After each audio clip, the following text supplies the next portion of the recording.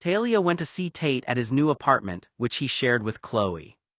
It was spare, orderly, impersonal, everything placed with intention and nothing left behind by accident. It suited him, that alone made her chest ache. He opened the door, surprised but composed. "Mom." "I'm coming in," she said, already past him. They sat across from each other at the small table. She didn't take off her coat, she didn't soften her voice. "I'm going to tell you everything," she said, "and I'm not here to protect you from it." He nodded once. "I spoke to Wayne, I spoke to his mother, I traced the silence you've been carrying since you were 4. I still don't know why Wayne vanished after your birthday. Maybe you can tell me. I know what his issue is with you, I know what you were never told." She watched his face closely. "And I know what Wayne implied, what he wanted me to believe about you." Tate's jaw tightened. "That cunt," he said flatly, no heat, no theatrics, just contempt. "Wayne always did enjoy poisoning the well." "I don't believe him," Talia said. "Not his cruelty, not his smug insinuations. I don't believe you're the monster he tried to paint. But I do believe this: you learned early that closeness disappears without warning, and you decided never to be the one left again." Talia didn't soften it, she didn't hedge. "Tate," she said quietly, "Wayne said you were a risk to Noah's safety. What does that mean? He called you vile, a liar. He said you were doing things." For the first time, Tate's control cracked, not into panic but into something hard and furious. "That's a lie," he said immediately, "a deliberate one." He stood, packing once, then stopping as if movement itself annoyed him. "Wayne has always confused proximity with guilt. He takes implication and turns it into an accusation because it gives him power." Talia watched him closely. "So explain it." "I never targeted Noah," Tate said, each word precise. "Not physically, not in any way." He looked at her directly now. "Wayne knows that, which is why he doesn't say anything concrete, he just insinuates. It lets him sound certain without risking being disproven." "That doesn't explain why he'd go that far," Talia said. Tate's mouth tightened. "Because he hates what he recognizes," he said. "And because it's easier to paint me as dangerous than to admit he enjoys stirring the pot and watching it spread." She was quiet. "What I did to Noah," Tate continued, voice lower now, "was abandon him. I erased him. I treated loyalty like leverage and walked away when it became inconvenient." His jaw flexed. "That's the crime, that's the truth." Talia didn't raise her voice, she didn't accuse. "Wayne says you have a secret," she said. "Something only he knows. What is it? Please tell me." Tate went still. Not defensive, not angry, just still. "There isn't a secret like he's implying," he said after a moment. "Not the kind he wants you to imagine." "That's not an answer," Talia replied gently. Talia hesitated before asking the question that had been troubling her. "Wayne said that meeting Noah in preschool was preordained," she said carefully. "That it was part of some kind of plan. Is that true?" Tate looked up at her, completely shocked. "What kind of ridiculousness is that?" Tate said. "How could I possibly plan something like that?" Talia watched his reaction closely. She had expected anger, maybe defensiveness, but the disbelief on Tate's face caught her off guard. He looked genuinely stunned by the idea. "Tate." "No," he interrupted, shaking his head. "Wayne is a liar, he's a professional liar." The anger in his voice grew. "He likes to ruin people's reputations and turn people against each other. That's what he does. He creates stories, manipulates people, and then watches everything fall apart." Talia remained quiet, studying her son. She had spoken with Wayne and his words had left her confused. She didn't know what to believe anymore. But seeing Tate's reaction, seeing how quickly the accusation affected him, made her realize there was a much deeper history between them than she understood. "Not one person who actually knows Wayne would say something nice about him," Tate continued. "Not one, except his mother." He shook his head. "Ask Noah, he thinks Wayne is creepy. There is nothing good about that man." Talia looked away for a moment, remembering the things Wayne had said to her, the certainty in his voice, the way he presented his version of events as if there could be no other explanation. "Wayne made it sound like." "Like what?" Tate asked sharply. Talia stopped. She didn't know how to answer without making the situation worse. "Like everything was planned," she finally admitted. Tate stared at her. "Whatever Wayne says is a fabrication," he said. A complete fabrication. He takes things, twists them around, and makes people believe whatever story he wants them to believe. Talia watched her son carefully. She had known Tate his entire life, but there were still parts of him she didn't understand. The pain and anger behind his words weren't just about Wayne's accusation. They came from years of resentment, hurt, and distrust. Talia leaned forward, her voice softening despite herself. "What happened, honey?" she implored. "If you did something stupid or said something wrong or Wayne bullied you, I'll understand. You were 4. Tate's head came up sharply.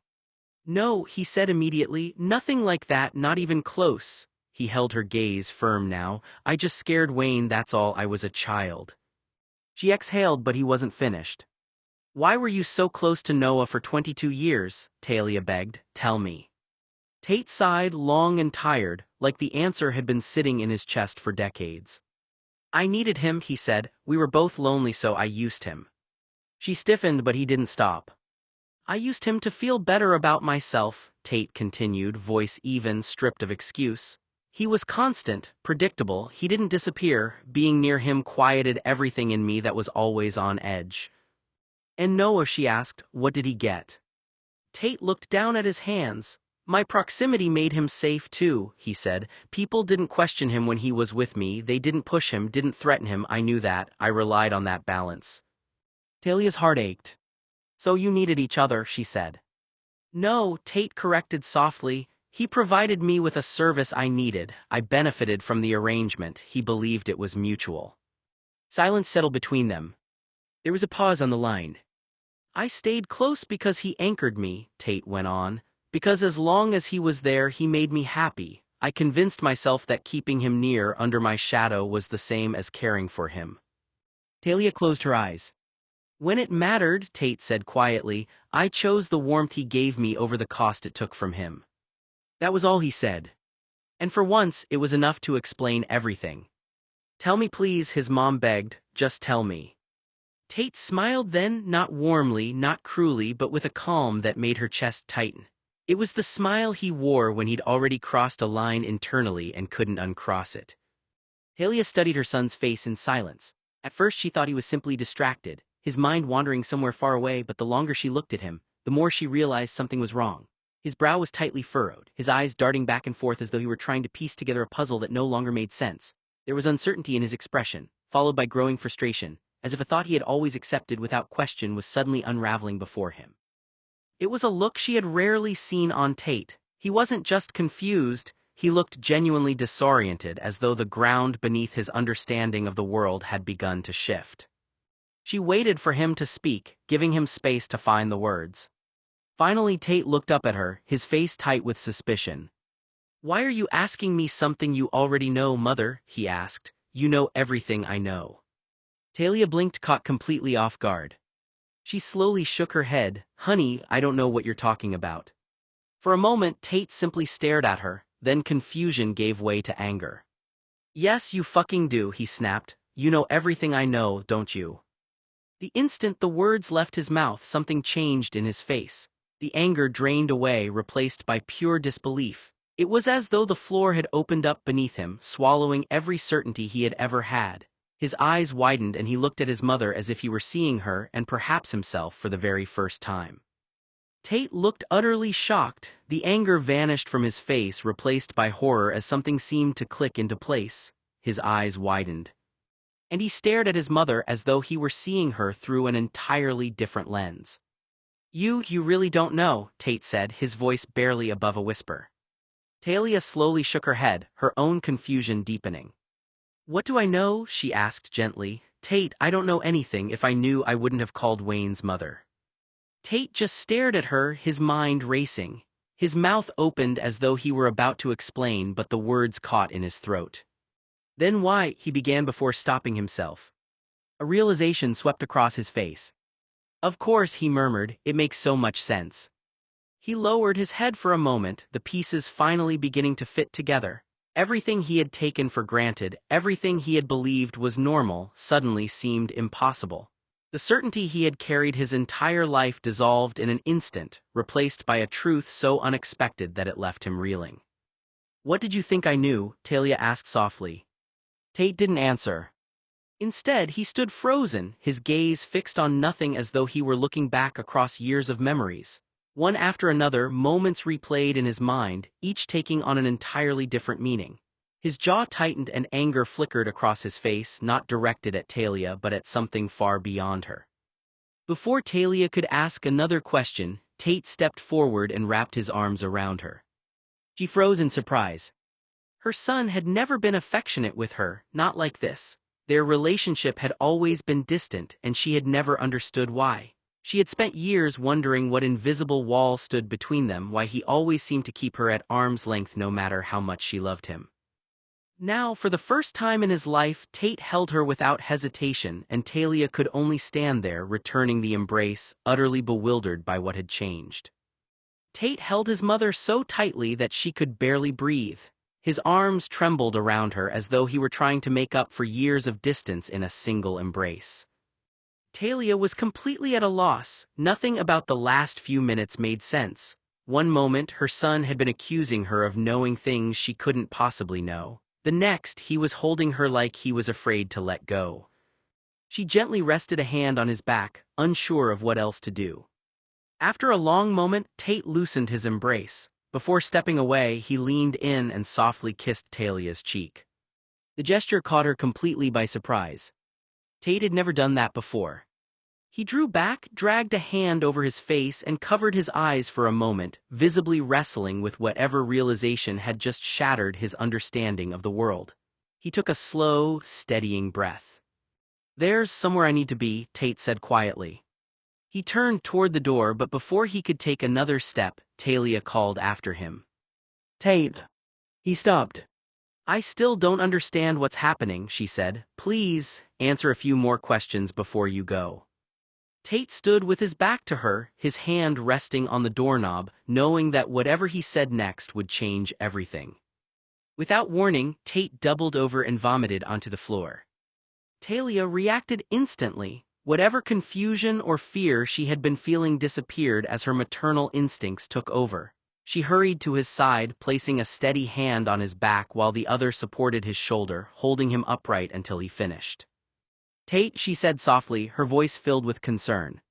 He wiped his mouth with the back of his hand and took a shaky breath. "I'm fine," he muttered, though he looked anything but.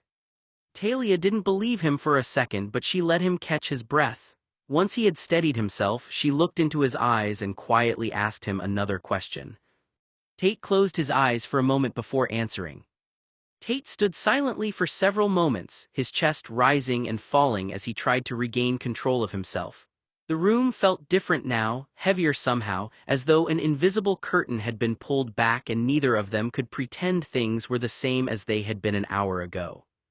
Slowly, he turned around to face his mother. Talia was still standing beside him, concern written all over her face. She looked exhausted, confused, and worried in a way that only a parent could be when they knew their child was suffering but had no idea how to help. For a moment, Tate simply looked at her. Really looked at her. His eyes lingered on the familiar details of her face, details he had somehow never paid much attention to before. Years of memories churned through his mind, colliding with the realization that had shaken him to his core. Talia waited patiently, giving him the space to speak. Tate swallowed hard, his expression softened then tightened again as he struggled to find the right words. Whatever he was about to say seemed difficult, perhaps even frightening, but he knew he needed an answer. Taking a slow breath, he finally asked his mother a question. "Why didn't you tell me," Tate said gently, "that I dissociate, that I forgot entire conversations, that I have BPD, Mom?" The words landed heavy and final. She stared at him. You knew." "I found out a year ago from my doctor that he discussed BPD with you and Noah." "Yes," Tate said, the smile faded. "I knew." He tilted his head slightly. "You never said it out loud, but children notice patterns." She felt the room sway. "I didn't say anything," he continued evenly, "because I learned very early that if I named it, things would change, and a change in our house meant instability." Silence felt safer. Her eyes filled, but she couldn't look away from him. Then he asked quietly, but with unmistakable importance. She sighed, the fight draining out of her shoulders. Noah found out a few years ago, she said quietly. We were afraid you couldn't handle it. No one but you in our family has BPD. The words barely finished landing before Tate moved. He stomped his foot once sharp against the floor, the sound cracking the stillness between them. That's why I left Noah, Tate lied, the control finally splintering. I found out about my illness and I found out that everyone who knew me kept me in the dark for years. His voice hardened bitter. You all decided for me, that cunt kept vital information from me so I didn't get any better. That's the worst type of betrayal, Mom. You let me believe I was broken in some moral way instead of telling me the truth. Tate, she started. No, he snapped, then reined it back in. You don't get to soften this. He dragged a hand through his hair. I realized I wasn't just afraid of abandonment, I was dissociating, compartmentalizing, managing people instead of trusting them, and suddenly every relationship I had felt, contaminated. She flinched, including Noah. Especially Noah, Tate said, because he knew things about me before I did, because he stayed without needing explanations, and once I understood what I was dealing with, all I could see was how exposed I was. He laughed once, humorless. I couldn't stand the idea that he loved me without informed consent. So you punished him, she whispered. I removed myself, he corrected, though the distinction sounded thin even to him. I couldn't bear being known while realizing how much I didn't know about myself and how much everyone else had decided not to tell me. Talia's eyes filled with tears. We thought we were protecting you. You were protecting yourselves, Tate said angrily, from my reaction, from responsibility. Silence pressed in. Tate scowled at his mother. That's the irony, he added, voice low. You hid the truth to keep me stable, and when I finally learned it, it shattered the only relationship that ever made me feel anchored. He looked at her then, not angry now, just stripped bare. You taught me that silence keeps people safe, he said, so I used it, and Noah paid the price. Neither of them spoke after that. Because there was nothing left to explain, only consequences finally named. Tate, Talia said softly. Her voice broke before she could finish the thought. She had rehearsed this conversation in her mind so many times, but standing in front of him now, seeing the hurt and anger on his face, she realized there was no way to make this painless. Noah never lied to you. Tate looked at her, confused and wounded. I made the executive decision not to tell you, she continued. That was my choice, not Noah's. Talia swallowed hard. He was just following my lead because of the relationship we had. He cared about me. He saw himself as a guest in our home, but also as an unofficial member of our household. He had been welcomed into our family, and he was grateful for the kindness we showed him and the opportunities he had because of us. She paused, knowing how it sounded. He didn't feel like he was in a position to simply say no to me, not because I forced him, but because he felt a sense of loyalty. He loved you, he cared about you, and he trusted that I knew what I was doing. Tate's expression shifted, but he didn't speak. He originally didn't want to keep it from you, Talia said. He wanted you to know the truth, but I convinced him that telling you immediately could hurt you more than help you. Her eyes filled with emotion. I told him we needed to wait until we could get you into therapy. I wanted you to hear it in a safe place with a professional there who could help you process it. Talia looked down for a moment. But Noah could never convince you to go. Her voice became quieter. And I became terrified. The words hung in the air. I was afraid of what would happen if you found out without support. I was afraid of how you would see yourself. Tate stared at her. If you know about the diagnosis, you know that BPD is one of the most stigmatized mental disorders. People misunderstand it. They see the worst stereotypes. They see what movies and television show them instead of understanding the reality of someone living with it. Talia took a shaky breath. I was horrified by the possibility that you would look at yourself differently, that you would believe you were dangerous or broken, that you would see yourself the way people portray characters like Alex Forrest in Fatal Attraction, as if having this diagnosis meant someone was automatically insane or beyond help. She shook her head. That isn't the truth, but I was terrified you wouldn't believe that. Talia's face tightened with years of fear she had carried alone. And Tate, I knew how intense your emotions could become. I knew there were moments when you lost control, moments when your anger became frightening. I had seen you hurt yourself before. I had seen you throw yourself into walls. Her voice cracked. I couldn't risk telling you something that I thought might make you feel like there was no future for you. She looked directly at him. I was afraid you would do something irreversible. The room grew quiet. I had nightmares for years, Talia whispered. I would wake up in the middle of the night terrified. I would walk through the house looking for you. I was afraid I would find you in the kitchen standing there with a knife and I wouldn't get there in time. Talia wiped her eyes. That fear controlled me. I thought keeping the truth from you was protecting you. She paused. But I understand now that protecting someone and hiding something from them are not always the same thing. Talia continued, her voice unsteady as years of fear and emotion finally came pouring out. Do you remember years ago when you were 18? She asked. The things you did, you would jump off the roof 5 stories up and land in the yard like you were invincible. You thought nothing could happen to you.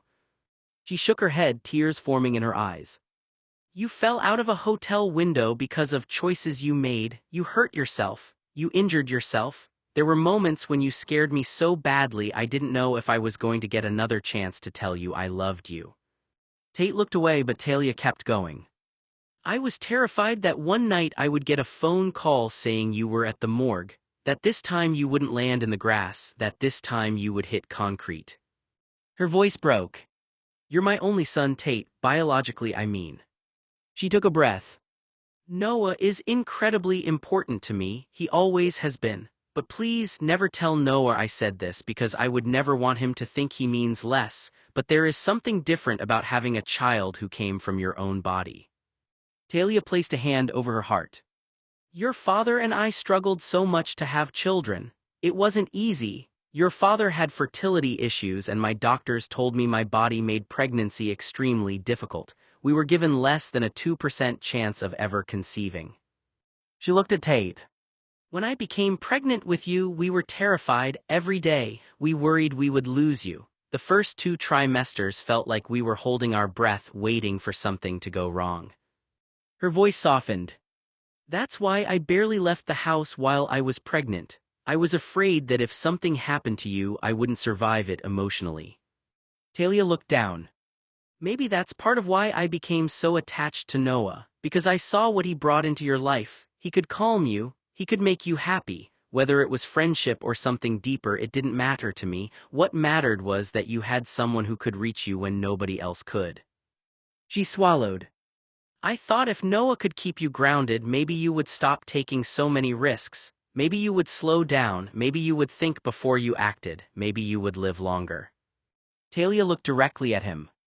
I know you feel betrayed, I understand why, but Tate, you're not a parent. You don't know what it feels like to watch your child do reckless, dangerous things and wonder if this is the time you lose them. She wiped away a tear. You're the only person in this family who can continue our biological line. If you died, our family tree would end. I know that might not mean much to you, and I'm not saying it should control your choices, but it does mean something to your father. She paused. Personally, I don't care if you ever have children, I mean that, I only want you to be happy, but your father has always wanted the family to continue, and if you decided you didn't want that, he would accept it, he would never force you. Talia's voice became quieter. But losing a firstborn son is one of the most devastating things a parent can experience. She looked at Tate, her expression filled with love and regret. I wasn't trying to control your life, I was trying to keep you alive. After a while, Talia continued, her voice quieter but no less emotional. Tate, Noah agreed to keep it quiet because we both thought it was the safest thing to do at the time. She paused, trying to choose her words carefully. He was just as scared as I was. He was terrified that if you found out suddenly, without any support, he would one day get a phone call that you had done something irreversible. He was afraid he would be the person standing there afterward, wishing he had done more, wishing he had found the right words. Talia looked at him. He was scared because he had seen your impulsive behavior. He knew how quickly you could act when emotions overwhelmed you. He wasn't afraid of you, Tate. He was afraid for you. She took a breath. Noah only agreed because he's a kind and compassionate young man. He didn't think it was his place to overrule me. He shared his opinions with me and he disagreed with me at times, but ultimately he understood that this was a decision I was making as your mother. Talia softened her tone. And please don't misunderstand what I'm saying. I'm not saying Noah is lesser. I would never say that. He has always been important to me. He has been part of our lives for years. She paused. But he wasn't an official legal member of the family. He didn't have the same position in those decisions that your father and I did. If he had legally been part of the family, if things had been different, perhaps I would have considered his role differently. Talia sighed. Noah wanted to make me happy. He's my son in many ways, but I'm also his elder. I have lived twice as long as he has, and he trusted that I was trying to protect you. She looked down. I didn't force him, but I won't pretend I didn't use my motherly instincts. Maybe I used a little guilt. Maybe I reminded him how scared I was. I'm not proud of that, but I'm also not going to lie to you. Tate remained quiet. We talked about it more than once, Talia continued. Every year we revisited it. We asked ourselves if the time was right, if you were ready, if we had a plan for how to tell you. Her voice became heavier. But every time the answer was the same. You wouldn't take any steps toward therapy. You wouldn't let anyone help you understand what was happening. Talia reached toward him. But now you know. She took a deep breath. Maybe now we can finally get you the help you deserve, not because there is something wrong with you, but because you deserve to understand yourself. You deserve tools to navigate this. Her expression softened. I don't believe for one second that you're broken. She shook her head. You were born with something that affects the way you experience emotions. Some people are born with borderline personality disorder. Other people develop symptoms because of extremely difficult experiences growing up. But having it doesn't make you bad. It doesn't make you dangerous. It doesn't make you less worthy of love. Talia's voice trembled. The only thing I don't want is for you to blame yourself or refuse help because you're ashamed. She looked at him with complete sincerity. The last thing I want is for my son to suffer because he believes he has no hope. The last thing I want is for you to reach a point where you lose touch with reality or experience psychosis because you're carrying everything alone. She squeezed his hand. I kept this from you because I loved you. Maybe I made the wrong choice. Maybe I should have trusted you more, but every decision I made came from one place. Talia's eyes filled with tears. I wanted my son to live. Before I made the decision, I consulted a psychologist, Talia continued. A specialist who worked with borderline personality disorder. I didn't make this choice casually. I wanted someone who understood what you were experiencing to tell me what the safest approach was. She looked at Tate. He told me that, based on your previous violent outbursts, your impulsive behavior, and the times you had injured yourself, it was probably better to wait until you were willing to enter therapy. He didn't think it was wise to simply tell you without any support system in place. Talia took a slow breath. And yes, I found out after you were already an adult. I know that matters. I know some people would say it wasn't my place, that you were an adult and that I took away your autonomy by making that decision for you. Her voice softened. Maybe there is some truth to that. Maybe I crossed a line. I can admit that. But I would never do something like that unless I truly believed it was a matter of life and death. She looked directly at him. If something does not involve your safety, your health, or your life, I let you make your own choices. I have never tried to control your relationships. I have never tried to control your lifestyle. I have never interfered with how you handle Noah, your engagement, or your decisions about whether you want relationships at all. Talia shook her head. Those are your choices, your life, your right. She paused. The only time I step in is when I believe you are in danger. Her expression became more emotional. I never interfered with Noah's choices either. I listened to him, I respected his opinions, but this was different. This involved you, my son, and I was afraid I was watching you slowly destroy yourself. Talia's voice cracked. You may think I didn't have the right to make that decision. And maybe until you have children of your own and they put you through the same kind of fear and helplessness that you put me through, you won't fully understand why I reacted the way I did. She reached for his hand. I may have overstepped because you were an adult, I accept that, but my intention was never to control you. It was never to take away your choices, it was never to deny you the right to know yourself. She swallowed. I was trying to keep you alive, I was trying to keep you healthy. Talia's expression hardened slightly. You can be angry with me, you have every right to be hurt. You can tell me I made the wrong choice and we will talk about it. She paused. But you will not punish that blonde boy for obeying his mother. Her voice became firm. Noah did not betray you. He was put in an impossible position and he chose to protect you the best way he knew how. Talia held Tate's gaze. Be angry with me if you need to, be angry about my decision, but don't turn your anger towards someone who spent years caring about you. Talia continued, her voice calmer now, but the weight of what she was saying remained. Tate, you need to understand something about why Noah was involved. She paused. If Noah hadn't been there when we had to take you to the hospital in an ambulance that one time Terrence was out of state, he wouldn't have been there to hear what happened. He wouldn't have known what was going on in those moments. Talia looked at him carefully. I involved Noah because he was around you 24 hours a day. He knew you in a way that even I didn't at that point. She took a breath. He knew your routines, he knew your sleep patterns, he knew your moods, your changes, the signs that something was wrong before anyone else noticed. He knew whether your impulses and impulsive behavior were improving or getting worse. Her expression softened. His knowledge of you was invaluable to me. Talia looked down briefly. And during that period of your life, Tate, you weren't always making safe decisions. You were unpredictable. You were acting on emotions before you had time to think through the consequences. I was your mother, but I wasn't with you every moment. Noah was. She shook her head. I honestly wish I never had to involve him. I wish I could have protected him from being placed in that position. Her voice became filled with regret.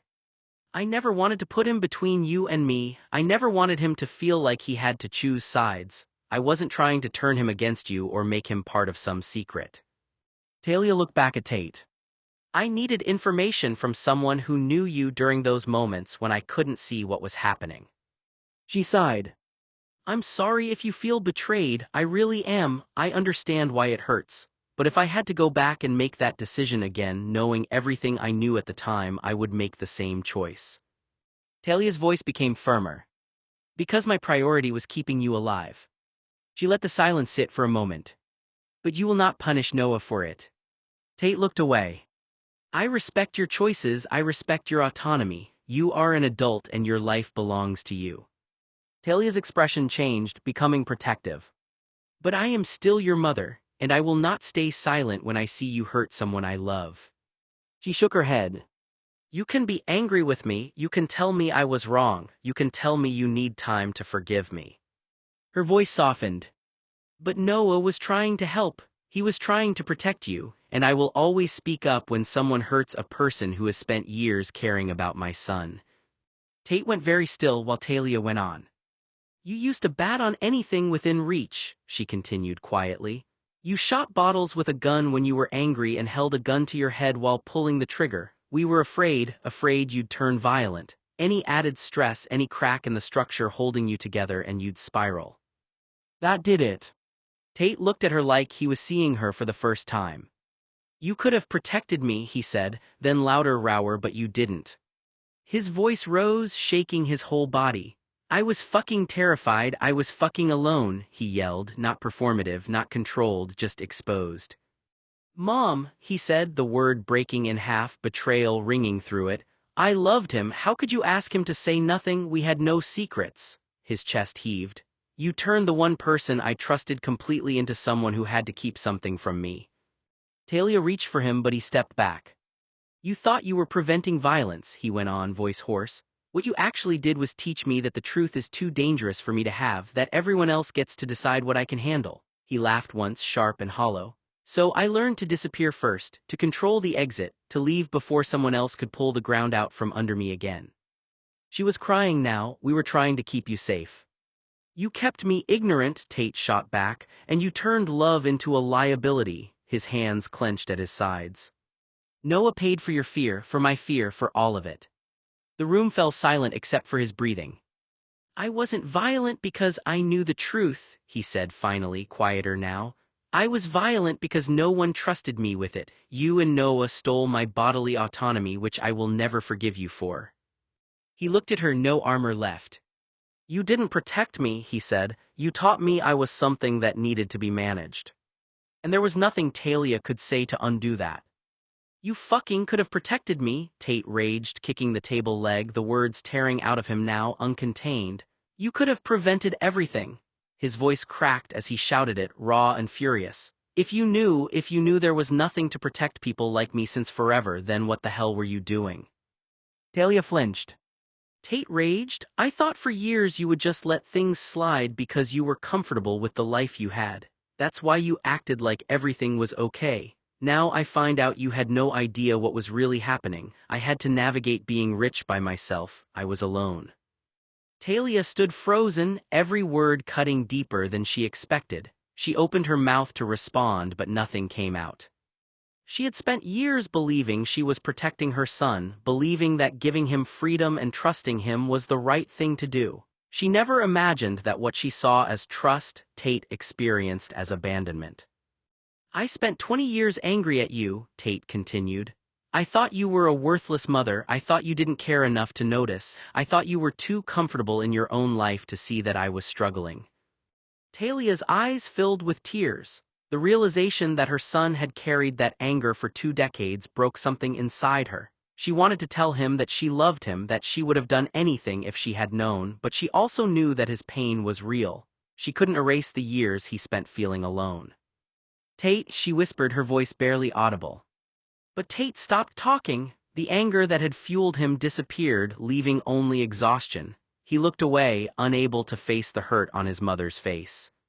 Talia watched him in silence, realizing that the son she thought she understood had been carrying a life she never knew existed.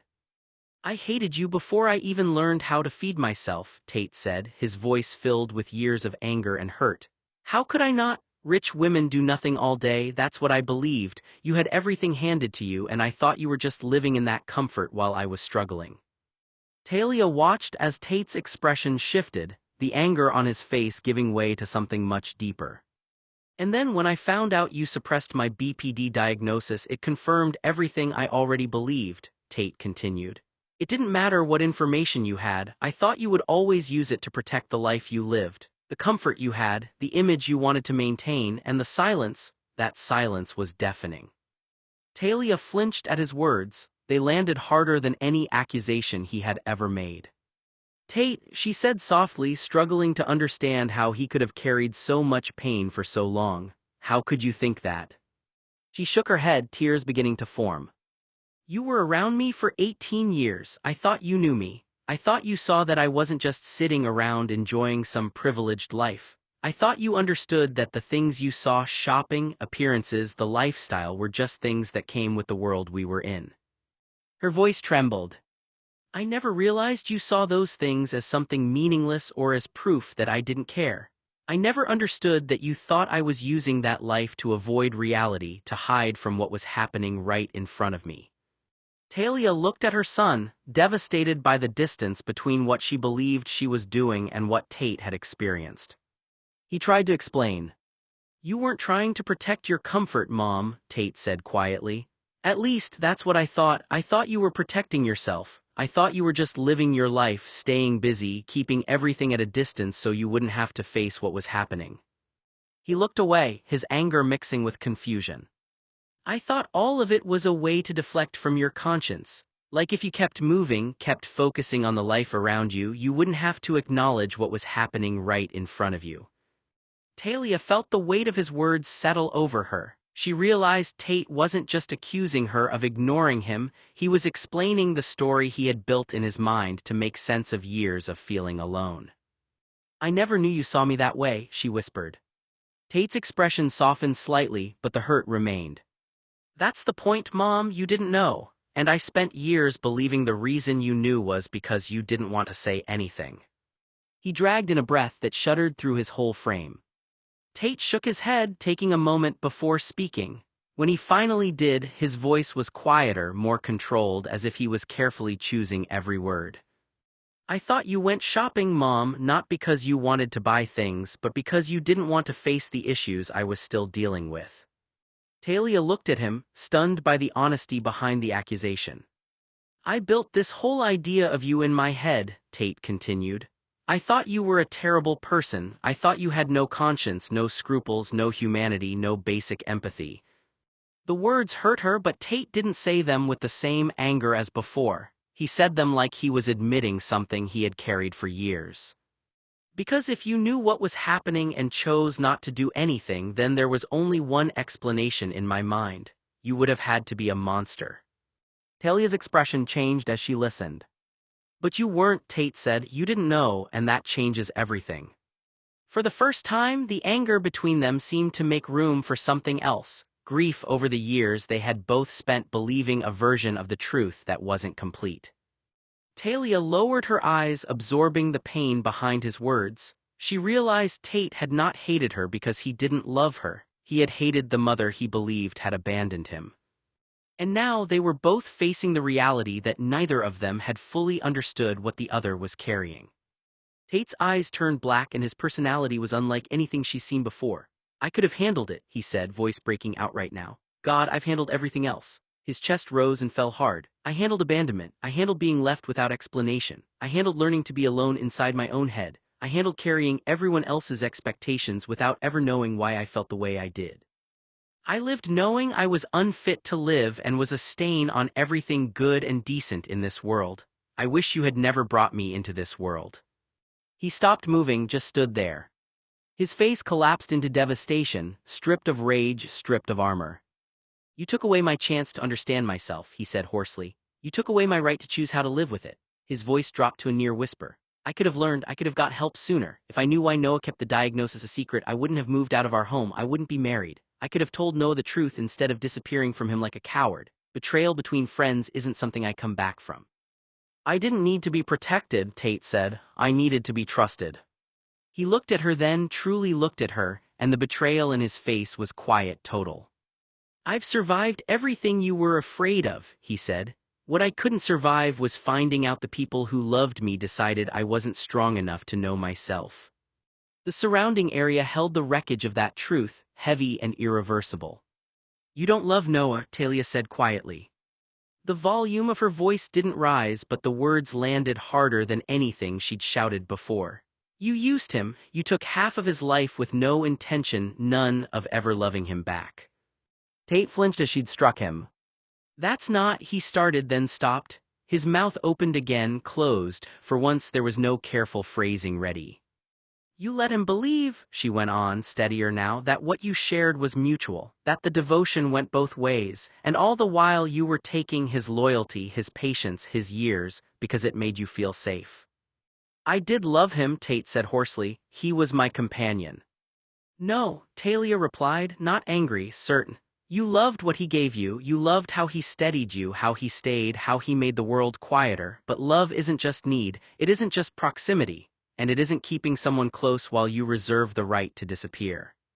He shook his head, desperate now. I used him sure at the beginning, but I liked him later. You loved yourself, she said. Every time it mattered, you chose yourself. Her eyes filled. Love means risk, it means honesty, it means letting the other person see you fully and deciding they still get to choose. Love is risking your safety and your heart while laying down your selfishness and pride so the other person can count on you to be a decent good man. Silence swallowed the room. You never gave Noah that choice, she continued. You never let him know the rules of the life he was spending with you. Her voice broke at the edges. That's why this isn't a tragic misunderstanding, it's a theft. Tate's shoulders sagged, the fight draining out of him. I told him the rules. He followed them for 14 years until he didn't. I didn't mean to take his life, he whispered.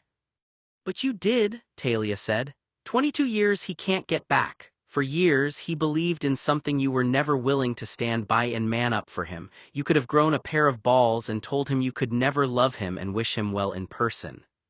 He looked down, tears finally spilling unchecked.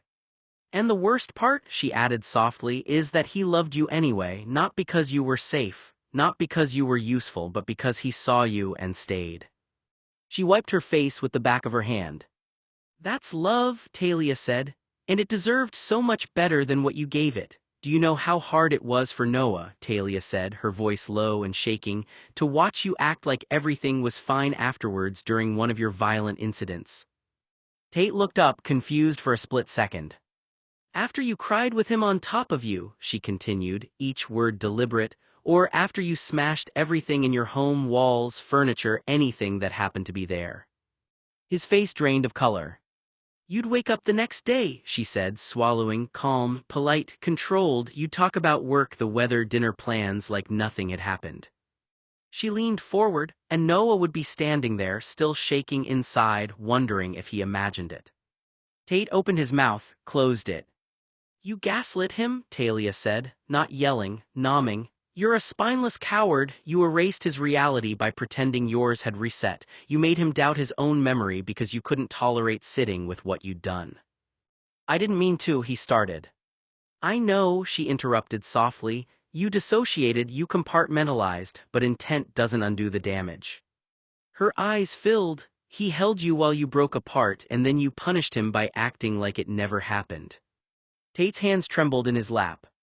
Do you know what that does to someone, she asked, to be the only witness to your worst moments and then be treated like a liar the next day?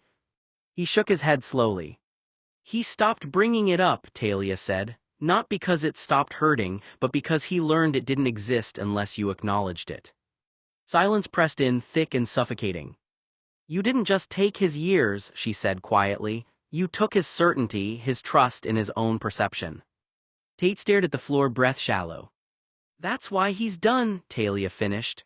Not just because you left, but because for decades he carried the weight of your storms alone and then was told, without words, that they never happened. She straightened, voice steady now. And that, she said, is something an apology can't fix. Tate swallowed. When he spoke it was quieter, stripped of posture. You're wrong, Tate said, sharp but unsteady. Every night I showed him how much I cared. I might have been selfish, but I wouldn't hurt him. His jaw clenched. I acted like everything was okay after I got violent so I wouldn't have to lie. Talia stared at him. You think pretending nothing happened is honesty? She asked quietly. It was the only way I knew how to keep him from carrying it, Tate shot back. If I named it, it became real. If it became real, it became his too. His voice dropped. So I reset, I stabilized the room, I made sure he could rest. She shook her head, tears tracking down her cheeks. You made yourself comfortable by making him doubt what he lived through. I absorbed it, Tate insisted. I took the weight so he wouldn't have to. His hands trembled. I watched his breathing. I kept the world quiet for him. Talia's voice softened despite everything as her palm caressed Tate's cheek. What does Wayne know, honey? What do you need to lie about, dear? Tell me, she said again, not pleading now, steady, grounded. Tell me what Wayne knows. No, Tate's answer was immediate. She flinched at Tate. No, he repeated, firmer this time. He straightened, the familiar control snapping back into place like armor. It belongs to me. You of all people have no right to demand anything. I won't say it, and I won't explain it. Her eyes searched his face. Why? He looked at her then, really looked, and whatever she saw there made her breath hitch. Her son's whole face looked fractured and broken from an unknown burden. If you love me, Tate said quietly, you'll never ask me that question again. I need you to pretend everything is as it was, he continued, voice low and precise. Before Wayne, before Noah left, before you started pulling threads you don't actually want to see the end of. She shook her head, tears spilling now. I can't unhear what I've heard. You can, Tate said, you always have. A pause, and you will if you want me in your life. That landed harder than any shout.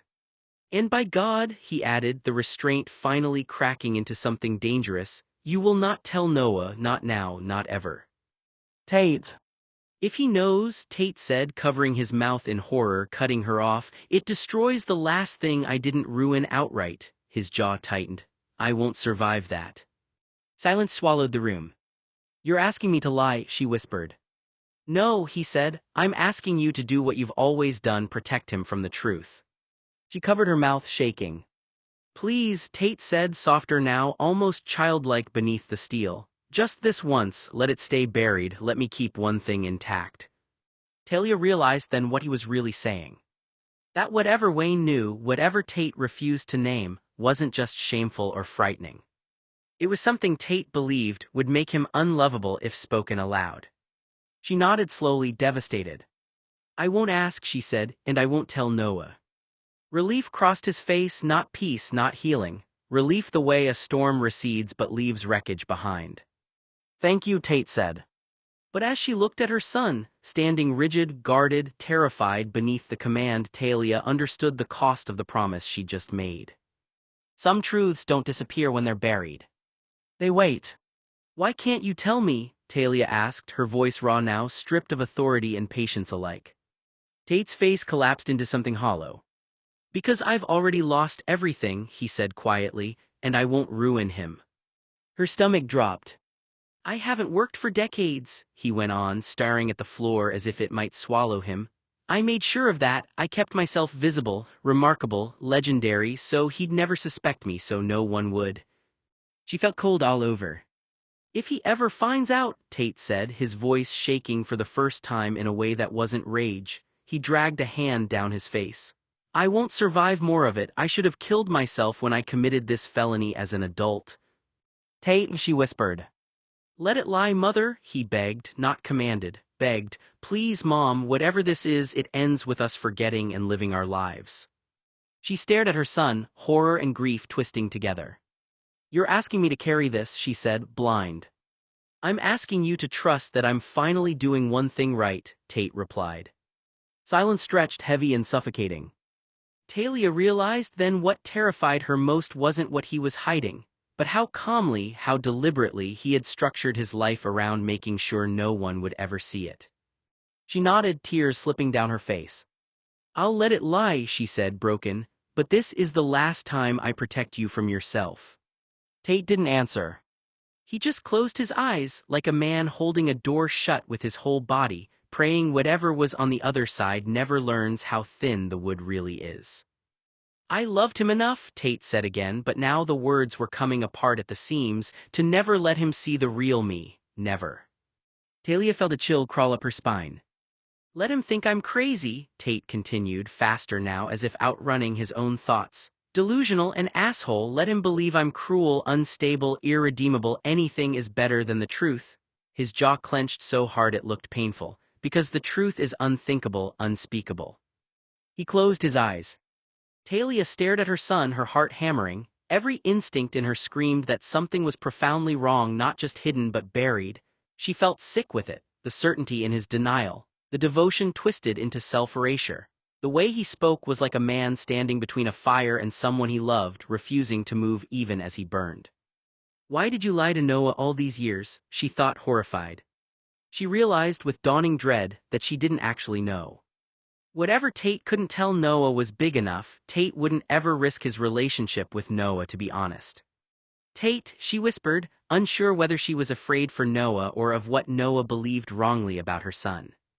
He didn't answer. He just stood there, rigid and anguished, guarding a void she couldn't see into, and terrified that looking too closely might finally tell her what she had already begun to fear. Whatever truth he was protecting Noah from, it wasn't gone. Talia watched him, frozen, her heart pounding. She couldn't tell anymore whether he was confessing or bargaining with her, with himself. With something only he could see. He nodded to himself, emphatic, final. "Let it lie, Mother, please." Tate broke down crying, pleading with his mom to stop asking questions or tell any suspicions to anyone. Talia's stomach churned. The certainty in his voice terrified her more than any admission could have. Whatever line he was guarding, he had wrapped his entire identity around keeping it intact. She realized then, with a cold, sinking clarity, that she didn't know her oldest son at all after 30 years, and she was sure that Noah hadn't a clue who the real Tate was, and that not knowing might be the most dangerous part of all. "Did you love my son?" she asked, her voice barely holding together. Tate didn't answer her directly. He looked past her like the question itself was a trap. "He can never know," he said instead. "Not any of it." His jaw tightened. "Noah can never know why I approached him in preschool, why he stayed so long, and everything in between. If he knew, it would contaminate every memory he believes about his own life." Talia felt tears burn, hot and helpless. I should have never brought him home, Tate went on, the words turning inward brutal. Never let him into my orbit. What kind of monster does that? He laughed once, short and empty. Finds something pure and pulls it close just to use their body. She shook her head. That doesn't answer me. He finally looked at her then. His face was ravaged not by guilt alone but by something closer to self-disgust. Yes, he said quietly. I loved him. I would have killed, done anything, even self-defense, so Noah would never find out, but Wayne chose to be clever and keep his mouth shut. The admission didn't soften anything. I loved him enough to know I was poison, Tate continued. Enough to know that proximity to me would eventually ruin him one way or another. His voice dropped. So I chose the version where he gets to live without the truth. That isn't love, Talia whispered. If I didn't love Noah, I would tell him and watch the truth destroy him. It's the only kindness I was capable of, he replied. Love that removes itself. A pause. Love that accepts being hated if that's the cost of keeping him intact. She covered her mouth, sobbing now. You didn't just take him in, she said. You took responsibility for him. I took more than responsibility for him. You never suspected, Tate said quietly, the words slipping out like a confession he hadn't planned to make. You never had a clue, did you? Every meal I ate, you never knew what was right in front of your nose. Hell, it was on my spoon. Talia couldn't answer, her throat had closed. He gave a short, bitter laugh. So I learned to smile, to reset the room, to make the story clean and simple. Crazy, cold, cruel, those are easy roles, they don't invite questions. Talia felt sick. I'd do it all over again, Tate said, without bravado, without pride, just certainty. Every lie, every disappearance, every part of myself I burned down. He finally looked at her, eyes hollow but resolute, just so Noah doesn't have to be like me or know what I know. The words landed with a dull finality. You think I did this because I don't love him, he continued. I did it because I know exactly what it costs to live inside this kind of mind, and I refuse to let him inherit it by truth, by proximity, or by pity. Noah doesn't know how hard and devastating it is to be Tate blue every fucking day. Talia shook her head slowly, tears spilling now. You don't get to decide what he knows or what information he should access. No, Tate said softly. I wish somebody had kept me from knowing it when I was young. I wish someone had protected me from carrying that kind of knowledge before I was ready. He looked down, choosing his words carefully. And now I can only return the favor. It would be a wicked thing to tell him. I would have to hate him to put that burden on him.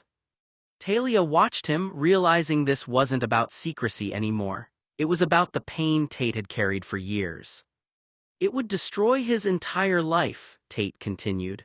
What future would he have after knowing? If he figured it out, he wouldn't have a past anymore. Everything he believed about himself, everything he trusted, everything he built his life on would be gone.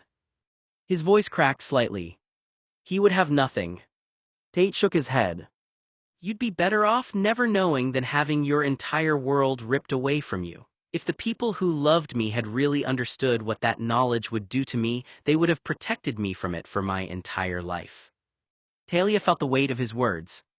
When you love somebody, Tate said, you don't tell them something just because it's the truth. You think about what that truth will do to them. You don't hand someone a piece of information that destroys who they are, what they trust in, and the entire world they've known. He looked at his mother, his expression filled with the pain of someone who had learned that lesson the hardest possible way. Sometimes loving someone means carrying the thing that would break them so they never have to. Talia sniffled. I won't destroy Noah, Tate said quietly. I won't tell him something he can't change, fix, or would make him turn a gun on himself. The words hung in the room, and Talia could hear the fear behind them. Noah is the kind of boy that would blame himself for things he has no control over or something Noah or change. It's bad enough that I know, Tate continued. I have to live with it, I have to carry it, but Noah gets to live the life he believes he has, and I'm not going to take that away from him. He shook his head. What good would come from telling him? Would it fix anything? Would it give him something back? No, it would only take something from him that he can never get back. It would destroy him, and I would be an awful person for doing it. Talia watched her son, realizing he wasn't protecting a secret for his own sake. He was protecting Noah from a pain he understood too well. Sometimes, Tate said softly, It's better to be asleep living a fantasy than waking up to find out the world has burned down and you're the only one who survived. He looked away. I know what it feels like to have your entire reality collapse. I wouldn't wish that on anyone, especially not him. Silence stretched between them, heavy and irrevocable. Talia realized then that whatever Tate believed he was or had done, whatever evil he named but would not describe, had fused love and self-annihilation so tightly in his mind that he could no longer tell them apart. And standing there, listening to her son speak with the calm of someone who had already sentenced himself, she understood the most frightening thing of all: Tate wasn't asking to be forgiven. He was asking to be left alone, and for whatever he carried privately to be left alone, too. Just like he believed he had done for Noah. Tate continued, "You can judge me for keeping it from Noah, and maybe that makes me a hypocrite when I get angry that you both kept my BPD diagnosis from me. But finding out you have a common disorder isn't the same thing as what I'm choosing not to tell Noah. In this case, there would be no good that comes from telling him, no good at all. It wouldn't help him, it wouldn't heal anything, and it wouldn't change what happened. It would only take away the life he knows and the truths he believes in every day. Sometimes the truth is not a gift, sometimes it is a life sentence, a burden you cannot reverse, and in this case it is better to let this lie." Telling him the truth, Tate said, his voice steady but full of conflict, might fix our relationship. Maybe it would finally make him understand me, maybe it would explain everything, but it would ruin everything else. He looked down, knowing the cost of what he was saying. The gains from telling him aren't worth what he would lose. Noah can make other friends, he has people who care about him, he has a happy life. He found Riley, someone he can build a future with, and if it isn't her, it'll be someone else. He has a life ahead of him. I'm not good for him. Tate swallowed. The most he would lose is 1 person out of 10, but if I tell him, he doesn't just lose me, he loses the version of himself he's always known. Keeping everything as it is, even if it means Noah isn't around me, is better than the alternative. Talia sat quietly, listening as her son reduced his own importance in Noah's life as if he were something disposable. What hurt her most was not just the decision Tate had made, it was the way he spoke about himself, as though removing himself from someone's world was an act of kindness. She saw the same boy who had spent years believing he was a burden, now convinced that sacrificing his own happiness was the only way to protect someone he loved. Her heart broke as she realized Tate wasn't choosing secrecy because he didn't care about Noah. He was choosing it because he cared too much. But Talia also wondered how much of Tate's decision came from love, and how much came from the belief that he didn't deserve to be chosen. She wanted to tell him that Noah's life wasn't better because Tate disappeared from it, but she could see the exhaustion in his face, the exhaustion of someone who had already decided he was the thing that needed to be lost. "Surely, if you told Noah," Talia said, her voice calm but firm, "honesty is always the best policy." Tate turned around and looked at her. There was a sadness in his expression, almost like he couldn't believe she still believed the answer could be that simple. "Tell it to Serena," Tate said. Talia hesitated. Was her finding out the truth worth it? Tate asked. Was it worth her ending up as a pancake next to a cafe, run over by people who had no idea what they were doing, people who find out what I know usually don't live very long? He looked away. And honestly, being killed like Serena was in some ways was a humane thing. She didn't have to live the next 40 years of her life knowing something that I do. Serena was the 4th person who found out, and she's exactly where the other 3 people are. They all died naturally, but at the end of the day, knowing the truth and ending up dead just isn't worth it in the long run. Tate's voice became quieter. It's better to be blissfully ignorant and living life. Sometimes that's the kinder thing. Noah wouldn't have a future if he found out, not in any sense of the meaning. There would be a good chance Noah would be dead because people don't live very long once they find out. Talia remained silent, trying to process what she was hearing. What struck her most was not just Tate's belief that the truth was dangerous, but the absolute certainty with which he carried that belief. She saw that he wasn't avoiding telling Noah because he was afraid of the consequences for himself. He genuinely believed he was protecting Noah from a fate worse than ignorance. Her heart ached as she looked at her son. Tate had spent so long carrying something he believed could destroy people that he had started seeing himself as the only person strong enough to hold it. She wanted to tell him that love was not always about deciding what someone could or could not handle, but she could also see how deeply this conviction had been carved into him. For the first time, Talia understood that Tate wasn't just keeping a secret. He was carrying a burden he believed would kill anyone else who touched it. Talia felt something in her chest tear when he said it. What did you do, honey? Wayne was right, Tate went on, voice flat with disgust. I should not exist, I am vile, gross, unnatural, he swallowed hard. Her breath caught. Tate, she whispered. I couldn't bear it, he continued, the words spilling faster now, panic threading through them. I couldn't bear it if Noah found out. If you found out, Susie and everyone who comes to Sunday dinner looking at me with pity would be awful. His voice cracked. I couldn't survive being seen that way by the people who mattered. I couldn't survive knowing I'd poisoned every memory they had of me. She stepped closer, tears streaming freely now. You don't get to decide you're irredeemable, she said, shaking. You don't get to sentence yourself alone in the dark. He laughed softly, broken. I already did. Since my birth I've been irredeemable, a long time ago. He looked at her then, eyes raw and pleading beneath the self-loathing. Everything I did after that was just maintenance, damage control. What you're describing, Talia said, her voice trembling with fear and sorrow, sounds like a man who hates himself so deeply he's convinced the hate is truth. It is truth, Tate said. At least, it's safer than risking you all finding out whatever would make you hate me more. I was smarter and cleverer than anything was around me. I did things, bad things, awful things to be okay. He swallowed hard, as if forcing the thought back down had failed too many times to count. Because when you love someone, he went on, you care more about them than yourselves. His hands trembled. The nicest thing I ever did was push Noah away so he doesn't have to deal with all the shit I endure. Talia felt cold spread through her chest. I would have done far worse, Tate said flatly, not bravado, not threat, statement of fact. Anything including self-defense if it meant Noah would be okay. God knows what I've done for him to remain a well-adjusted young man around me. I'm a criminal. I committed a mortal sin so many times I've lost count. It's an unforgivable crime. It's a felony. I could go to jail for up to 10 years.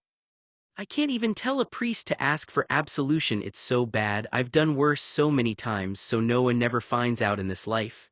Hell, one person besides me knowing is bad enough. Oh my God, it's horrible for me to know. He looked at her then, eyes hollowed out by certainty. I'm done talking about this, Tate said abruptly. His voice had gone flat again, sealed, final, let it lie. Talia opened her mouth, then stopped. The air felt brittle, like one wrong word would shatter something that couldn't be repaired. It can't hurt Noah, Tate continued, quieter but unyielding. Unless you tell him, words are the only way it spreads. He's happy and safe living a normal life, which is his dream. I won't take that from him. Silence keeps it contained. She stared at him, sick with what that meant. You're asking me to be complicit, she said softly. I'm asking you to choose, he replied, between the truth and his peace. He didn't look at her. I already chose mine. Let Noah have an amazing life of his choice without the issues I bring into his life. He deserves better than me. Talia didn't know what to do. She had to tell Noah there was no way she would betray her other son. Their relationship was fragile and lying to him would cause a rift that wasn't reparable. It hurt her that Tate was in pain, suffering through something she hadn't a clue about or could help. Talia drove up to Noah's house knowing with a familiar tightness in her chest that he didn't want her there unless it was during Sunday dinner. Normally she would have respected that. Normally she would have suggested a cafe, a neutral space, anywhere that wasn't his doorstep. But under the circumstances there hadn't been time for that. She knocked and waited. Something creaked inside the house. A pause, then the porch light flicked on, flooding the entryway in dull yellow. The door opened. Noah stood there startled. What are you doing here? I need to come in, Talia said. She didn't wait for permission. She stepped past him, already bracing for resistance that didn't come. Come on in, he said instead, shutting the door behind her. His voice was even, unreadable. He didn't look angry. If anything, he looked resigned, as if he had already accepted the weight of what he was carrying and the consequences that came with it. The relationship between Terrence, Talia, and Noah was still in its infancy since Tate's perceived abandonment. Normally, Talia would have given Noah space, allowing him the opportunity to reach out when he was ready and letting their relationship rebuild at its own pace. That was how they had always handled things, carefully, cautiously, without forcing something that needed time. But this was different. This was an emergency. And for once, Talia was willing to step outside of what they usually did. She couldn't simply wait and hope things resolved themselves. Whatever happened next, she knew she had to act. Talia stopped just inside the living room and turned to face him. He met her eyes steadily as if to reassure her and himself that this wasn't a violation. You know I wouldn't be here, she said carefully, if it wasn't something that couldn't wait. He nodded once. I know, he gestured toward the couch. Take a seat. Do you want some coffee? Maybe later. He lingered for a second, then said almost casually, I just spoke with Tate. Noah paused. Has he gone off on one of his benders again? He asked dryly, because that's really not my job anymore. No, Talia said, it's not that. He's your brother, Noah. Just because he walked out doesn't mean I want you to turn your back on him too. He looked at her, then really looked. Then what? She hesitated, searching for words that didn't exist. He said things to me, about you, about everything. Noah's expression tightened just slightly. What kind of things? I don't know, she admitted, things I don't understand. Silence settled between them, thick and uncomfortable. Noah looked away first, rubbing his thumb against his palm like he was grounding himself. That's unfortunate, he said quietly, because neither do I. No, Talia said quietly. She looked at him the way a mother does when she realizes she's missed something fundamental. I looked at my son of 27 years and didn't recognize him. The Tate you and I thought we knew is either gone or he never existed at all. The man I met an hour ago was different, so different I don't even know how to describe it. It was unsettling, almost unreal. Noah didn't move. What happened? He asked. I spoke with Wayne's mother and with Wayne himself, she swallowed. Wayne told me he is an unnatural, disgusting, vile, criminal and horrible human being who should never have existed. He wouldn't explain why, only that whatever Tate had done was unforgivable. Tate admitted he should have killed himself years ago. Noah's jaw tightened, but his voice stayed even. Jesus, and what did Tate say? I spoke to him in person, she said. I thought maybe Wayne was exaggerating. I hoped he was. Noah sniffled. Talia sat across from Noah for several long moments before she found the courage to speak. She clasped her hands together, unclasped them, then looked down at the table. More than once she started to say something, only for the words to catch in her throat. Noah watched her with growing concern. He had never seen her struggle this much just to begin a sentence. When she finally looked up, her expression was strained. Wayne told me something, Talia said quietly. I didn't want to believe him. I still don't know if I do. Noah frowned, leaning forward slightly. What did he say? Talia drew a slow breath. Wayne implied that your meeting with Tate in preschool wasn't an accident. It wasn't just some advantageous incident where two little boys happened to become friends. Noah's brow furrowed. What do you mean? He said it had been planned. Talia hesitated before continuing. Not that meeting you specifically had been arranged, but that meeting a child in preschool and bringing him home had always been part of the plan. Noah stared at her without blinking. What? I know, Talia replied quickly. That's exactly how I reacted. Noah let out a short, disbelieving laugh, shaking his head. That doesn't even make sense. I said the same thing. Talia paused, watching the confusion spread across Noah's face before forcing herself to continue. Wayne also said something else. Noah's expression tightened. He said the relationship you have with Tate was never about Tate liking you or loving you. The words seemed to knock the air out of Noah.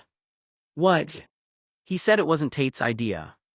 Noah stared at her, waiting for her to correct herself, to explain that she had misunderstood. She didn't. His jaw slowly tightened. So you're telling me Wayne thinks Tate didn't choose to bring me home? Talia gave the smallest nod. He implied that whatever happened, it wasn't really Tate making that decision. Noah leaned back in his chair, running both hands through his hair. His heart pounded as dozens of memories rushed through his mind. Birthday parties, sleepovers, family dinners, holidays, lazy afternoons in the backyard. Every moment he had believed began because Tate wanted him there. So what? Noah asked quietly. Everything between us was predetermined. I don't know, Talia admitted immediately. I'm only telling you what Wayne said. Noah looked away, his eyes fixed on nothing. I always thought Tate picked me. His voice was barely above a whisper. I thought, out of everyone, he wanted me. Talia's heart broke watching him. She reached across the table but stopped short of touching him, unsure if he would welcome the gesture. I don't know if Wayne is right, she said softly. I honestly don't, but after everything else he told me, I couldn't keep this from you. Noah swallowed hard, still struggling to reconcile Wayne's claim with a lifetime of memories that had always felt real. If what Wayne says is true, Talia said to Noah, then it might explain why Tate has never been able to put his motives, his reasoning, or his desires into words. She paused, choosing each sentence carefully. If he met you under unusual circumstances, and over time genuinely grew to care about you, it would be almost impossible for him to have a healthy, transparent relationship with you if you were living under an understanding of your meeting that wasn't the reality. Every conversation would require him to leave out the very thing that brought you together. He wouldn't just be keeping a secret. He'd be trying to build an honest relationship on a foundation the two of you understood completely differently. Eventually, that contradiction alone could make it impossible for him to explain himself, no matter how much he wanted to. Noah nodded. Talia shook her head. Tate denies that any of it is true. According to him, nothing Wayne said happened. She sighed, rubbing her forehead. Tate describes Wayne as a slimy snake who enjoys stirring people up. Wayne behaves like Iago from Othello, someone who gets his satisfaction from turning people against each other, planting suspicion in the minds of people who care about one another, and then standing back to watch the damage. She looked at Noah, uncertainty written across her face. I don't even know if what Wayne said is true, it's so unbelievable it doesn't even sound possible. Her voice softened. Part of me thinks it has to be a lie because it's too strange to be real. And yet another part of me can't ignore that Wayne seemed so certain when he said it. I don't know what to believe anymore. I'm not asking you to believe him. I'm just telling you why I've been so shaken. If Wayne is lying, then he's succeeded in exactly what Tate says he does best, making people who love each other question everything they thought they knew. She shook her head slowly. Tate told me he'd been using you since the day you met. He said he did love you, or at the very least felt some sentimental attachment to you after a few years of you both together, but you were also useful to him. Convenient. Noah stared at the floor. He said it without hesitation, Talia continued. No remorse, no compassion, nothing, like he was reciting facts that didn't involve human beings at all. Silence filled the room, thick and airless. That doesn't sound like him, Noah said finally, not defensively, not in denial, just hollow. That's what scares me, she replied. He acted like he didn't feel anything, like he'd shut something off. Noah exhaled slowly, pressing his fingers together as if keeping himself intact. Then either he's lying now, he said, or everything before was. Talia didn't answer. Because there was no version of that truth that didn't hurt. Well, he said after a moment, his voice low, controlled, you're his mother. He looked up at her. You would know if that were true. She shook her head immediately. That's not what I saw, not over all those years, maybe not at the very beginning, but after that, the way he acted around you, her voice faltered. It was like he worshipped you. Noah swallowed.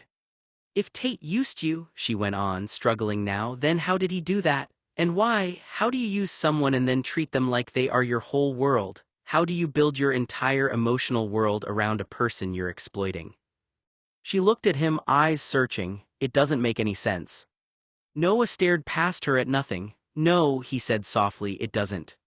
And that somehow was worse than certainty. Tate's mother started crying at random, Talia said quietly. Tate wanted you to have a good life. He believed being with him, being close to him, would ruin your life. Noah didn't react, he just listened. She said, Tate was relieved if you thought he was unstable, cruel, or an asshole, Talia continued. Anything but the truth, anything except what he actually thinks of himself. She paused, her voice tightening. I've never seen someone hate themselves that much. It was like he couldn't even bear his own presence, like living in his own skin or being alive was killing him from the inside out. Acknowledging himself was unbearable. Noah's fingers curled slowly into his palm. He looked hollow, she said, like everything inside him was contempt, fear, disgust. Whatever it was, it had eaten him alive and we never knew. Noah swallowed. What would make someone hate themselves that much? He asked. Talia didn't answer right away. Something that teaches them they're unlovable, she said finally. Something that convinces them closeness is dangerous, that being seen is the same as being ruined. Noah closed his eyes. And for the first time, the story of Tate didn't sound like cruelty. It sounded like punishment. He didn't leave months ago by accident, Talia said carefully. He left because he realized we knew. Noah looked up. We knew about the diagnosis, she continued. About the borderline personality disorder. His doctor spoke to us about the symptoms, what to watch for, what might trigger a spiral. We chose to keep it from him. She stopped, then added quietly, not because we wanted to deceive him, because we were terrified of what would happen if he knew we knew. Noah's chest tightened. He's spiraled before, Talia said. A few times, but nothing like what we were warned could happen if he ever felt exposed, or cornered, or betrayed. She folded her hands together, steadying herself. When he figured it out, something in him snapped. He felt betrayed deeply, and Tate made it very clear that this wasn't the first betrayal in his life. Noah swallowed. Why didn't he talk to me? Because confronting you would have meant having discussions Tate can't have, she said, and he didn't trust himself to survive that. The diagnosis betrayal cut too deep. Walking away was the only way he knew how to protect himself. Silence settled between them. And you, Talia added softly, were never the problem. You were just too close to the truth. He said he loved you, Noah, Talia said gently. Not in the way people at school used to assume. He loved you enough to believe you'd have a better life without him. He admitted he committed many felonies, so you'd never know his secret. I don't agree with his reasoning, she added quickly. But I can understand how someone with a mental disorder, a violent temper, possessiveness, jealousy, how someone like that might convince himself the people he loves are safer without him. I'm not better off without him, Noah said, his voice rising despite himself. I'm not. He stood abruptly, packing once before stopping, hands clenched. Sometimes Tate is so selfish that he turns himself into a fucking martyr instead of just having a simple conversation, like equals, like adults. Talia didn't interrupt. He'd rather disappear and call it love, Noah continued, bitterness sharpening his words, than stay and let me decide what I can handle. He exhaled hard. That's not protection, that's control dressed up as sacrifice. The room went quiet. And for the first time, Noah wasn't just grieving what Tate had done. He was angry at what Tate had taken from him, the chance to choose. What's wrong with him? Noah said. His voice was quiet, but there was something raw underneath it. Really wrong, not the BPD, not the rages, not the possessive, clingy behavior. Those are symptoms. I mean the thing underneath all of it. What's his actual problem? He looked at her. Did he tell you? Talia dropped her gaze to the floor. No, she said. He wouldn't. She paused. He said it was nothing and that I wasn't supposed to talk to you about it. Noah's chest tightened. The only reason I'm here, she continued, forcing herself to meet his eyes, is because if you ever found out I kept this from you, it would destroy any chance of us being in your life. And I won't do that. She took a breath, steadying herself. I would rather Tate be furious. I would rather he yell, accuse me, throw a tantrum, whatever he needs to do, than lie to you. Noah didn't speak. I have more to lose by not telling you, Noah, she said softly, than I do by losing Tate. The words landed heavy. Tate has a partner, she went on. He has a life, a future. People understand you don't have a family the way he does. Her voice cracked just slightly, and I won't be another person who chooses him at your expense. Silence filled the room. Talia looked directly at Noah, her eyes heavy with regret. Tate told me he spent his entire life believing I knew the one thing he would never tell me. He thought I knew what had happened, whatever that truth is, and that I chose to do nothing. That's why he said he hated me from the time he was a baby. In his mind, I wasn't an innocent mother who had missed the signs. I was someone who knew exactly what he was carrying and decided my own life mattered more than his pain. He believed I loved my affluent lifestyle so much that I was willing to let my own son suffer if it meant I didn't have to disturb the comfort I was living in. She lowered her eyes before looking back at Noah. And if I had truly been the person Tate believed I was, Talia admitted quietly, I would have deserved his hatred. If I thought my own mother cared more about preserving her comfortable, affluent life than giving me emotional security or protecting me, I would have reacted exactly the way Tate did. I would have hated her too. The tragedy is that Tate built his entire childhood around a belief that wasn't true, and I spent all those years never realizing that was the story he was telling himself. Noah stared at the floor not because he didn't hear her, but because he did. What's wrong with my son? Talia asked, her voice tight. Tate and I have never been close. He isn't close to his father either. Even when he was young, she continued, his aunts and uncles would whisper that Tate was crazy, disturbed, or worse, acting like a complete lunatic. Noah's eyes narrowed. And he won't tell you? No, she said, he won't. He says there's nothing wrong, that he resets all of his bad behavior so he doesn't have to have certain conversations. He wants to make things easier for himself, for the people around him. I told you, Noah said slowly, voice rising. Tate is a fucking martyr. And how did he react, I asked, when you brought up any of the times that caused him to reset? Noah swallowed. I mentioned your issue in the car, the one where he was wailing on the side of the highway, and you comforted him. Oh Jesus, I said. He acted like he remembered it, Talia said quietly, but he hoped you didn't. I froze. I'm not sure which is more terrifying, Noah said quietly, voice barely above a whisper. Him resetting like nothing happened, or him hopping nobody ever remembers or talks about it. Did Susie ever talk about when she first met Tate? Talia asked. She did actually, Noah said. She and her friends would talk about our relationship, me and Tate. They'd analyze it like they were detectives, and they all agreed it wasn't platonic, it wasn't romantic. It was something else entirely. It actually creeped out most of my peers and even the teachers at our high school. Susie mentioned the time she met Tate at a college party and she couldn't figure him out. He was so complex and confusing, she wasn't able to understand him. She would talk about it with Andrew, but they still couldn't figure it out. Andrew would go quiet and eat weird food. Noah scratched his head and sank into a dining room chair. Why is he the way he is? I'm his mother, Talia said, her voice tight. I should know.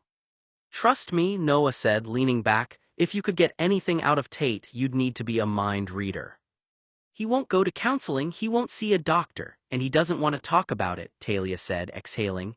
I'm just reaching the point where I realize he'll suffer alone. He pushes everyone away, refuses help, and is generally unhappy, miserable even, and just because I'm his mother doesn't mean I'm a doormat. I understand, Noah said quietly.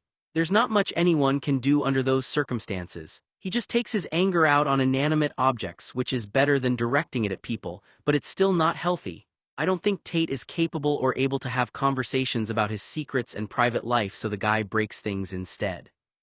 And Susie mentioned that he's the most complex person she's ever met, Talia added. Her friends said he's like a stone wall, impenetrable. The only time he ever shows fear is when he's alone, usually when he's trying to go to sleep. Noah nodded slowly. I remember putting my head on his chest, no matter our age, throughout childhood, and there were times his heart would speed up for no reason. There was nothing in the moment to justify it, yet he still had that anxiety. But when I was around, he never seemed to struggle, not in my presence.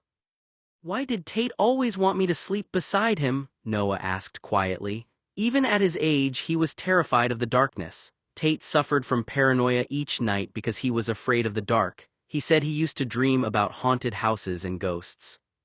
Talia tilted her head, thinking, did he read a lot of fantasy books? Sometimes, Noah said. He was a vivid, imaginative child, she replied. Once he told me he fell asleep and dreamed a dragon attacked him. Noah laughed softly despite himself. He really did have a wild imagination, didn't he? Oh yes, Talia said. He said he was afraid of running water. One time he was in the shower and started screaming out of nowhere. He was terrified of faucets, of all things. I never figured out why. And he wouldn't tell me. She sighed, the sound heavy with years. Why couldn't I have a normal son? One who doesn't go off the deep end for no reason. I don't understand him. And I'm at the end of my rope. He wet the bed until he was an adult. Tate also had weird bowel movements and irregular voiding schedules. The doctor told me my son has issues holding his bowels. I took him to the doctor the day before his 16th birthday. The x-rays and tests done for Tate revealed he had an issue with hemorrhoids. The doctor came back and said that Tate had a healed tear in his rectal area. The doctor told me it was caused by extreme constipation. Noah didn't interrupt. If he won't tell me anything, she continued, and you can't get anything out of him either, what's the point? Noah leaned back, staring at the ceiling. According to Tate, there is no point. He keeps everything close to his chest, and I don't think we're ever going to know. He paused. For all we know, he could have another condition, another diagnosis, but Tate sees weakness as a personal failure. If there's something else, another disorder, another fear, even something he can't name, he's not going to tell us. Talia nodded slowly. All we really know, Noah said, is what he allows us to know. If he were under 18, Talia said quietly, I'd tear his room apart and find out myself. But he's not, Noah said. No, she agreed, he's an adult now, and if he doesn't want to tell me what's wrong, she exhaled, Then all I can do is respect that, even if it breaks my heart. The room fell silent. It wouldn't matter, Noah said, shaking his head. Tate told me once that if he ever had secrets, he'd have them buried or stored somewhere no one would ever think to look. He let out a quiet breath. Chloe went through his entire room, his bedroom, his study, everywhere. That's how she found that pile of letters from his ex-lovers and that copy of flowers in the attic. She told me there wasn't anything else in the house that even suggested he had evidence or was hiding some enormous secret. If there had been something truly sensitive, Tate would have never kept it where another person could stumble across it. Noah leaned back, thinking out loud. He has millions of dollars. If he wanted to hide something, he has 100 different ways to do it. He could rent a storage unit under another name, keep a safe deposit box, hide it in a bus station locker, leave it locked in one of his cars, or somewhere nobody would ever connect to him. There's no way he'd keep anything that important in a house where other people come and go. He glanced at Talia. And those letters Chloe found, they can't have mattered very much. If they had, Tate would have destroyed them years ago. The fact that they were still sitting in the house tells me he either forgot about them or decided they weren't dangerous enough to care about. Whatever he's really protecting, I don't think we're ever going to find it by searching his home. Noah, Tate said he would have killed Wayne if that scumbag ever tried to tell you what Tate did or the secret Tate won't divulge, Talia confessed. And in that silence was the truth neither of them wanted to say out loud.